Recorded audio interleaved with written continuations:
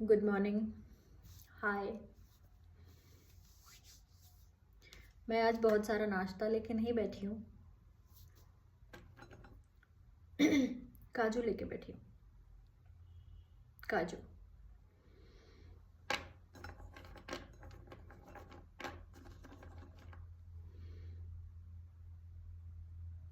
थोड़ा luxury item है,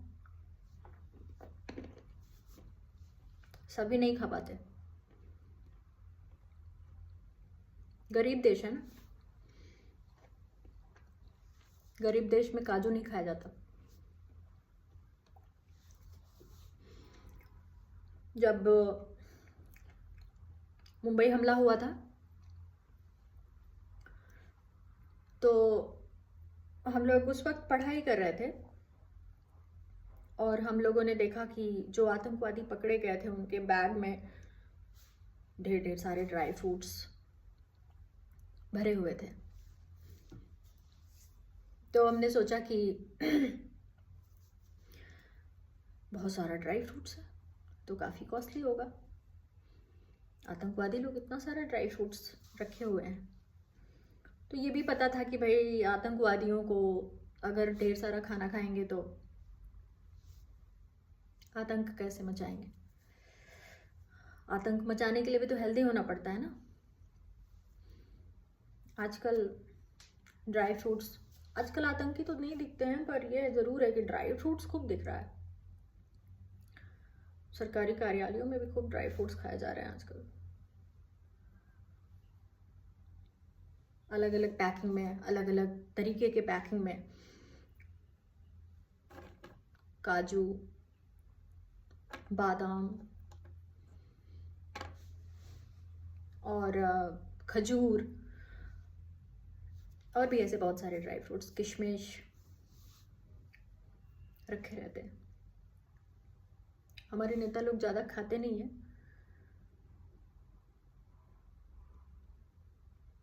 पर पता नहीं क्यों उनके ऑफिसेज में रखा रहता है।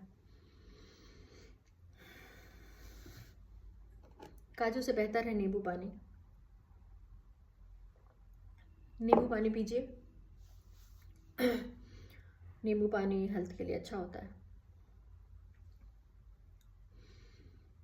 मुझे कुछ समझ में नहीं आता कि क्या बोलना है क्या नहीं बोलना है, बहुत सारी बातें रहती हैं दिमाग में। कुछ फ्रेमिंग नहीं करती हूँ, इतनी सारी बातें होती हैं।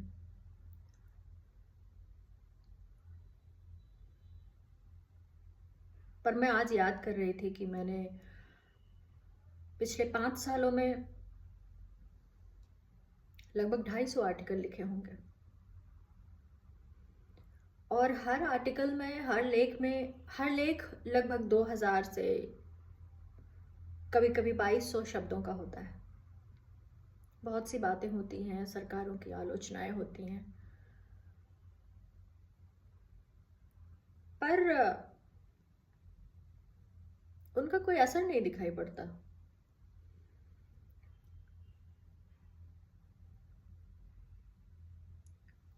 कोई पढ़ता नहीं, लोग पढ़ने से कतराते हैं।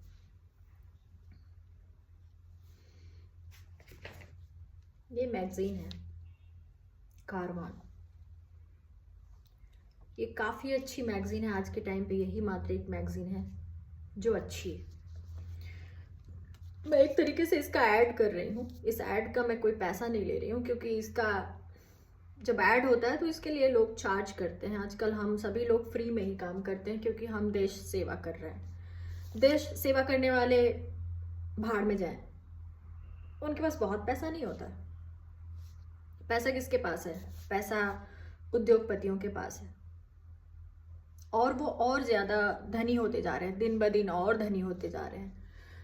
उनके घर की औरतों को देखोगे तो वो साड़ियों में हीरा पहन रही हैं, वो उनके जो छोटे छोटे इतने से पर्स होते हैं उसमें हीरे जड़े होते हैं। पता नहीं उससे कितनी सुंदरता बढ़ जाती है, मेरे तो समझ में नहीं आता। लेकिन आप अंतर समझिए कि हमारे देश के लोगों को काजू भी नसीब नहीं होता। काजू ड्राई फ्रूट्स है, ड्राई फ्रूट्स सभी महंगे होते हैं, पानी उड़ जाता है तो महंगे हो जाते हैं, और पानी रहता है तो खाने लायक नहीं रहते। एक ये भी मैगजीन है, ये भी मैगजीन मुझे बहुत पसंद है, डाउन टू अर्थ। हर युवा को पढ़नी चाहिए, हर सेंसिटिव व्यक्ति को पढ़नी चाहिए। इसकी संपादक सुनीता नारायण ने अपना जीवन बिता दिया पर्यावरण के लिए काम करते करते, लेकिन जीता कौन, जीत कौन रहा है? वो हार रही हैं। ऐसे तमाम लोग हार रहे हैं। जो आपके लिए काम करते हैं वो हार रहे हैं, जो आपके विरोध में काम करते हैं वो जीत रहे हैं। वे लोग जीत रहे हैं जो पेड़ों को काटते हैं, जंगलों को काटते हैं, नदियों को खत्म कर दे रहे हैं, दलदलों को सपाट बना दे रहे हैं। आप सोचेंगे कि दलदल रह के करेगा क्या? दलदल तो दलदल होता है। हमने कहानियों में दलदल सुना है ना, कि दलदल में कोई डूब गया तो फंस गया, मर गया। नहीं, दलदल बहुत बड़ा इकोसिस्टम होता है। दलदल कहने से जैसा दलदल लगता है, वो उसमें बहुत ही मैंग्रोव प्लांट्स होते हैं, उसमें मैंग्रोव जंगल होते हैं जो बाढ़ के पानी को रोकते हैं। ये जो मैगजीन है, ये उन्होंने जीवन लगा दिया पर्यावरण के प्रति जागरूकता फैलाते फैलाते, पर किसी को मजा नहीं आया। मजा आता है झूठी खबरों से। मैं अभी कुछ दिन पहले मुझसे कोई मिला, उसने कहा कि इतिहास पे कोई लेक्चर दे रहा था वो मुझे। मैंने पूछा, इतिहास पर लेक्चर दे रहे हो? कौन सी किताबें पढ़ी हैं? इतिहास की कौन सी किताबें पढ़ी हैं? कुछ तो बताओ।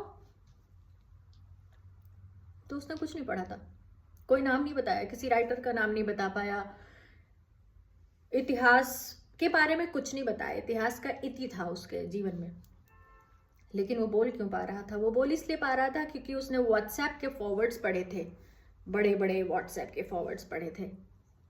उसके पास रेगुलर, हम जानते हैं कहाँ से व्हाट्सएप फॉरवर्ड्स आते हैं, हम लोगों को तो पता ही है। जर्नलिज्म में हर किसी को हर चीज़ पता होती है, लगभग पता होती है, पर कुछ सच्चाई के लिए लड़ रहे होते हैं और कुछ पैसे को कमाने के लिए काम कर रहे होते हैं, कुछ नौकरी कर रहे होते हैं, कुछ उसका दोहन करते हैं, खबरों का दोहन करते हैं, गवर्नमेंट से मिले हुए होते हैं। सरकारें, देखो मैं सरकारों की बुराई नहीं करती, हमने नेहरू की सरकार नहीं देखी है, हमने मनमोहन सिंह की सरकार देखी है, और वो उसी पार्टी से बिलोंग करते थे जो जो जो जिस पार्टी से नेहरू थे। तो हमने उनकी सरकार देखी, उनकी नीतियां देखी, उनकी विदेश नीति देखी, उनकी आर्थिक नीति देखी, उनकी पर्यावरण के प्रति नीति देखी। उनकी मिनिस्ट्री में पर्यावरण मंत्री वो होता था जो पर्यावरण विशेषज्ञ होता था, कम से कम वैज्ञानिक सोच का तो होता ही था। आज जो गवर्नमेंट है, जो शाखाएं लगा लगा के आगे बढ़ी है, जो नेहरू की बुराई करके आगे बढ़ी है, जो गांधी को मार कर आगे बढ़ी है, आज वो दल सत्ता में है। उसकी आर्थिक नीति, उसकी विदेश नीति, उसकी पर्यावरण नीति, उसकी आम जनता के प्रति नीति, उसकी लोक कल्याण के प्रति नीति, संविधान की इज्जत करने की नीति शून्य है। वो जब मैं देखती हूँ कि हमारे जो यंगस्टर्स हैं, उनमें कोई पॉलिटिकल सोच नहीं है, तो मुझे दुख होता है। पॉलिटिकल सोच का मतलब ये नहीं है कि पार्टीबाजी करिए। पॉलिटिकल सोच का मतलब कि आप अपने देश के प्रति क्या भावना रखते हैं, आप अपने देश के लिए कितना त्याग करने वाले हैं, स्वयं कितना त्याग करने वाले, नहीं कि सामने वाले की हत्या करने की सोचते हैं। कि मतलब देखो, समाज में दो तरीके से रहा जा सकता है। एक तो समन्वय के साथ रहा जा सकता है, एक सामने वाले को कत्ल कर दो, वो गया, खत्म हुआ, हम बचे, अब हम अकेले राज करेंगे। एक ये कॉन्सेप्ट होता है, इसे कहते हैं जंगल राज। और ये जंगल राज भी नहीं है, ये पार्शियल जंगल राज है। जंगल राज में ये होता है कि भाई जंगल का जो रूल होता है कि शेर भूखा है तो हिरण को मार के खाएगा, मारने के लिए उसको शिकार करना पड़ेगा, मेहनत करनी पड़ेगी। बूढ़ा शेर तो ऐसे ही मर जाता है। और एक ये होता है कि जरूरत नहीं है तो भी मारो। तो ये पता नहीं कौन सा जंगल राज है। मैं तो जंगल राज कहने में भी मुझे शर्म आती है, क्योंकि यहाँ अनायास ही मार दिया जाता है। तो जिस दल में हम लोग आज, जिस दल के लोगों को हमने सत्ता में आज बिठाया हुआ है, उनकी जो नीतियां हैं उनकी आलोचना की जानी चाहिए। बहुत हो गया।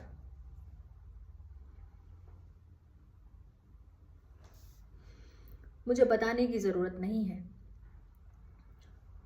हमारा जो जनमानस है वो कपूत और सपूत में अंतर जानता है। मुझे नहीं बताने की ज़रूरत है, बहुत बेहतर तरीके से जानता है कपूत और सपूत। सपूत मतलब सुपुत्र, अच्छा पुत्र, माता पिता का सम्मान करने वाला पुत्र, महिलाओं की इज्जत करने वाला पुत्र, बहनों के प्रति सद्भावना का पुत्र, मित्रता का पुत्र, समाज कल्याण करने वाला व्यक्ति। ऐसे लोगों को सुपुत्र कहा जाता है। अब कपूत किसे कहा जाता है? वो जो गड़ा हुआ धन भी लुटा दे, वो जो बाप को मारे, वो जो चाचा को मारे। मतलब मुझे बताने की जरूरत नहीं है, आपको अच्छे से पता है। मैं कम जानकार हूं इस मामले में, पर शाब्दिक अर्थ यही है। तो हम ये कहते हैं, हम ये मैगजीन वगैरह क्यों दिखा रहे हैं? आपको जो भी लोग देख रहे होंगे इस वीडियो को, जिनके सामने भी जाएगा, यूट्यूब जिनके सामने इत्तेफाक से ले जाएगा, उन्होंने ये मैगजीन्स देखी भी नहीं होंगी। कुछ लोगों ने देखा भी होगा। हम इतना तो आपको कमजोर नहीं समझते हैं, पर कम से कम जिन्होंने पढ़ा है उनकी बातें तो माननी चाहिए। व्हाट्सएप फॉरवर्ड का चलन बंद होना चाहिए। व्हाट्सएप फॉरवर्ड में लंबे लंबे जो झूठ बोले जाते हैं, इतिहास के झूठ, पहले झूठ बोले जाते हैं, फिर झूठ गढ़े जाते हैं, उनके झूठों के प्रमाण गढ़े जाते हैं, झूठे इतिहासकार बनाए जाते हैं, झूठे पर्यावरणविद बनाए जाते हैं, झूठे पत्रकार बनाए जाते हैं, झूठे मंत्री बनाए जाते हैं, और फिर अकॉर्डिंग टू झूठा पर्यावरण मंत्री, अकॉर्डिंग टू झूठा फिनांस मंत्री, अकॉर्डिंग टू झूठा इतिहासकार, उस झूठ को पुख्ता कर दिया जाता है और व्हाट्सएप फॉरवर्ड के जरिए तमाम सारे लोगों में पहुंचा दिया जाता है। और पब्लिक खाली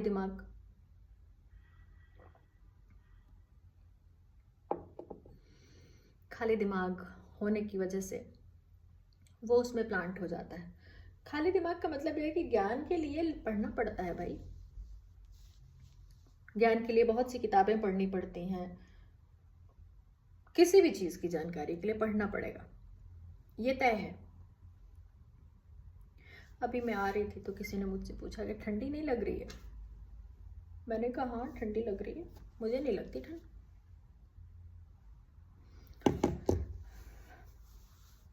मैं तपस्वी हूं, मैंने तपस्या की है, गुफा में जाकर नहीं। एक बार मुझे मेरे पापा ने कहा था तुम तपस्वी हो, तो मैं तपस्वी हूं, इसलिए मुझे ठंड नहीं लगती। एक बार मेरी मम्मी ने कहा था मैं संत हूं, तो मैं संत हूं। अब मैं इसका ढिंढोरा भी पिटवा सकती हूँ और अपने तक सीमित भी रख सकती हूँ। तो तपस्वियों के पीछे भागना बंद करें, क्योंकि तपस्वी कोई नहीं होता, संत कोई नहीं होता, झूठ है ये। तपस्वी होना भी झूठ है, संत होना भी झूठ है। सभी लोग इंसानी दुर्गुणों से ग्रस्त हैं। कोई उस पर नियंत्रण पा लेता है, कोई उसको एक्सप्लोर करता है। कुछ लोग अपनी बुराइयों को एक्सप्लोर कर रहे हैं, इतना ज्यादा इतना ज्यादा इतना ज्यादा कि देश ही खतरे में आ गया है। कारवा मैगजीन ने एक ये the RSS does not exist. अब इस मैगजीन को पढ़ने वाला ज्यादा जानकार है कि व्हाट्सएप फॉरवर्ड वाला ज्यादा जानकार है? व्हाट्सएप पे तो कुछ भी लिखा जा सकता है, ये सत्य है इसमें जो कुछ लिखा है, इसके प्रमाण है। वो भी झूठा इतिहासकार ने नहीं बताया, इसमें सब सत्य है।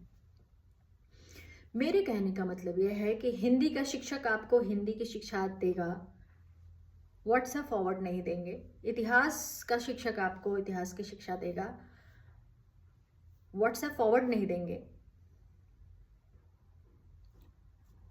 तो इन सब चीज़ों को समझना पड़ेगा कि इनमें अंतर क्या है।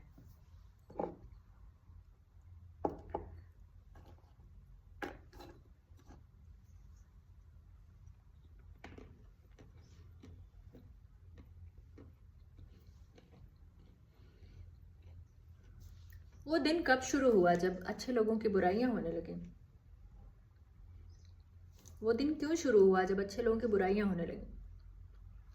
वो दिन किसने शुरू किया जब गांधी को बुरा कहा जाने लगा? कभी चेक किया है वो दिन कब शुरू हुआ जब नेहरू को गाली दी जाने लगी? नेहरू को क्यों गाली देते हैं? कौन देता है? क्यों देता है? किसी को बुरा कहने वाला वो कौन है जिसको आप फॉलो करते हैं? आपको क्या फायदा मिला उसका? पैसे मिले? मुझे ऐसा लगता है कि किसी के कहने मात्र से फॉलो करने लगना दिमागी रूप से दिवालियेपन का प्रतीक है। जिन जिन लोगों ने किसी दल या किसी व्यक्ति या किसी की फैंटेसी को फॉलो किया, उनको मैं दिमागी रूप से दिवालिया कहती हूं। मतलब उनके पास दिमाग नहीं है, उनके पास एनालिसिस करने की क्षमता नहीं है, वो बस फॉलो करते हैं। कभी सोचते भी नहीं कि फॉलो करने से उन्हें क्या मिलेगा। और मिलने की बात पर भी बहुत सतर्क रहने की जरूरत है। क्या मिलेगा? पैसा मिलेगा। अगर आप पैसे के लिए भागते हैं तो ये गलत है। पैसे के लिए कोई काम नहीं करना चाहिए। अगर आप टैलेंटेड हैं तो आपको उस टैलेंट का पैसा मिल रहा है या नहीं, तो आप माने जाएंगे कि हाँ ठीक है, आपने उचित चीज ली। पर अगर किसी ने बुराई कर दी, आप भी उसमें शामिल हो गए, और महान व्यक्तित्व जिन्होंने देश की नींव रखी, जिन्होंने देश को आजाद कराया, ऐसे व्यक्ति की बुराई करने वाला एक दल है। इन्वेस्टमेंट हो रहे हैं, झूठ बोला जा रहा है, लोगों के दिमागों को बदला जा रहा है। क्यों भाई? आप क्यों कर रहे हैं? आपकी तो इमेज भी खराब हो रही है। कहा जा रहा है कि आप बेवकूफ हैं।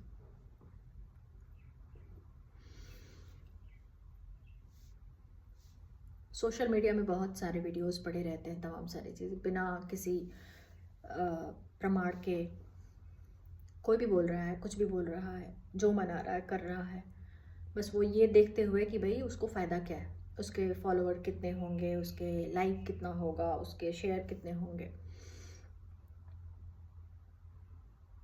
मुझे सच में बहुत अजीब लगता है ये सोच करके कि टेक्नोलॉजी का इस्तेमाल सही दिशा में होना चाहिए था, पर टेक्नोलॉजी का इस्तेमाल हो रहा है झूठों को फैलाने में। वर्ल्ड वाइड आप तमाम सारे देशों के राष्ट्राध्यक्षों को देखेंगे तो वर्ल्ड वाइड वो डिजिटल मीडिया का बहुत गलत इस्तेमाल कर रहा है। वो अब हमारे आदर्श नहीं रहे, नेता हमारे आदर्श नहीं रहे। नेता का मतलब होता है रास्ता दिखाने वाला। नेता का मतलब है कि भीड़ के साथ चलने वाला। एक भीड़ है जो सही दिशा में चल रही है और नेता सही दिशा में चल रहा है। अब नहीं है ऐसा। अपने आदर्शों को बदलिए। हमारे आदर्श हुआ करते थे विवेकानंद, हमारे आदर्श हुआ करते थे नेहरू, हमारे आदर्श हुआ करते थे गांधी, हमारे आदर्श हुआ करते थे भारतेंदु हरिश्चंद्र, हमने जब उनका नाटक पढ़ा भारत दुर्दशा तो बड़ा अच्छा लगा। बड़ी पतली सी किताब है पर बहुत आश्चर्यजनक किताब है। अभी उनकी डेथ एनिवर्सरी भी बीती है 6 तारीख को शायद, हाँ 6 तारीख को, 6 जनवरी को। तो अपनी अपनी सोच होती है, अपने अपने आदर्श होते हैं। आज के युवाओं को मैं देखती हूँ तो मुझे ज़्यादातर लोगों को देख कर दुख होता है। वो जो पूजा पाठ और टीका चंदन चोटी, ये भारतीय संस्कृति नहीं है भाई, ये भारतीय संस्कृति नहीं है। टीका चंदन चोटी ये सब भारतीय संस्कृति नहीं है। हम भी भारतीय संस्कृति के, हमें टीका चंदन चोटी करने की जरूरत नहीं है। खेलो कूदो ऐश करो, पढ़ो खाओ पियो मौज करो, सीरियस रहो, देश के बारे में सोचो। मूर्तियों की पूजा आरती दिखाने से कुछ नहीं होगा, ये है ही नहीं, एग्जिस्ट ही नहीं करता। मूर्ति पूजा मत करो, जरूरत ही नहीं है। युवा हो तुम, युवाओं की सोच बिल्कुल अलग होती है, वो क्रांतिकारी सोच होती है। वो जीवित है ही नहीं। जीवित हो जाओ, जिंदा रहो, जिंदा रहो। जिंदा रहना जरूरी है, आज के टाइम पे जिंदा रहना और ज्यादा जरूरी है। मरे हुए की तरह व्यवहार मत करो। भगवान के सामने आरती और टीका चंदन ये बेवकूफी है और कुछ नहीं है। जिनका जीवन खत्म हो चुका है, लगभग वो बूढ़े हो चुके हैं, जो आजकल व्हाट्सएप फॉरवर्ड करते रहते हैं, उनको मत फॉलो करो। युवा हो, युवा की तरह रहो, जिंदा रहो। एक युवा को क्या करना चाहिए? जिंदा रहना चाहिए।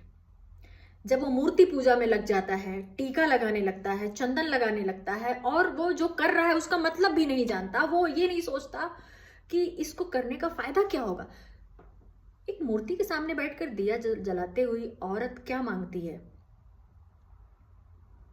उसका पति लंबी उम्र तक जिए, उसका ये हो जाए, उसका इतना मांगती है कि भगवान भी सोचता होगा यार जब आती है तब मांगती रहती है, वो जब आती है तब मांगती रहती, मांगती रहती, हरदम मांगती ही है। कहीं वो मांगेगी, कहीं वो मांगेगी। ऐसा लगता है कि कोई मांगने पर तो इंसान भी कुछ नहीं देता।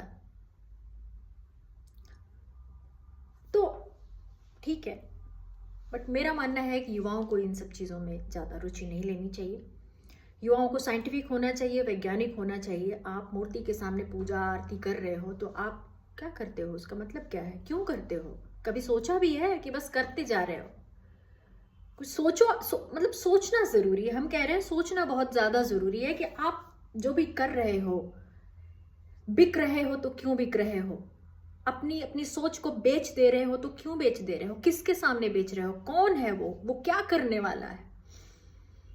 वो किसी को सता तो नहीं रहा है, वो किसी की हत्या तो नहीं करवा रहा है, खुद करे ना करे किसी से करवा तो नहीं रहा है।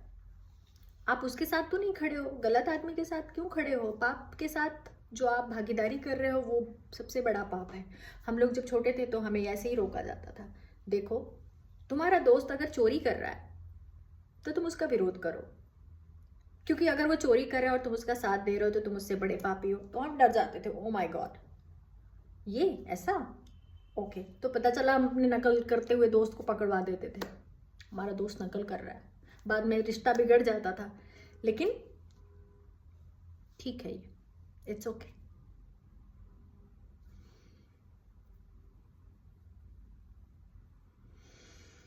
खैर जो भी है, जैसा भी है, भारत इस समय अच्छे आदमियों के हाथ में नहीं है। नेहरू एक महान व्यक्ति थे, मैं नेहरू की फैन हूं, और वो इसलिए हूं क्योंकि नेहरू सबसे प्यार करते थे। प्यार करने वाला आदमी अच्छा ही लगता है। इंसान को प्यार ही करना चाहिए सबसे। वो कहते थे उस पहले भी कहते थे, आजकल तो कुछ सुनाई नहीं पड़ता कि व्यक्ति से नफरत मत करो, व्यक्ति की आदतों से करो। आदतों को बदला जा सकता है, व्यक्ति को नहीं बदला जा सकता। पता नहीं क्या है। Have a good day.